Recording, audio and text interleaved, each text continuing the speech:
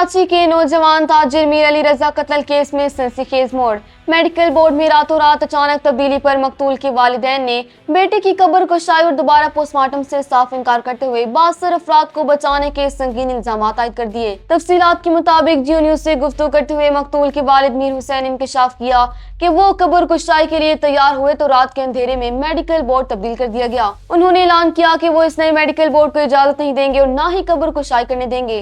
वालिद ने कहा कि हमारी बात सच साबित हो गई कि मीर रजा के कत्ल केस में 72 लोग शामिल हैं और इब्तदाई रिपोर्ट में संगीन खामियों के बाद अब तहकीकात को मुतासिर किया जा रहा है। उन्होंने बताया कि गुस्ल के वक्त मीर रजा के सर पर चोटें थी और उसकी हथेलियों पर जिल्द मौजूद नहीं थी। दूसरी जानिब अदालती हुक्म पर आज किए जाने वाले दोबारा पोस्टमार्टम के लिए कायम मेडिकल बोर्ड में बड़ी तब्दीली की गई है। 8 रुकनी बोर्ड को तब्दील करके 5 रुकनी कर दिया गया, जिसमें डॉक्टर समिया सैयद के अलावा तमाम मेंबरान बदल दिए गए हैं। नए 5 रुकनी बोर्ड में डाउ यूनिवर्सिटी के professor doctor Zakiuddin, Liaquat university Jamshoro के doctor Qazi Akbar, pathologist doctor Abid Hussain Shang और police surgeon Hyderabad doctor Waseem को शामिल किया गया।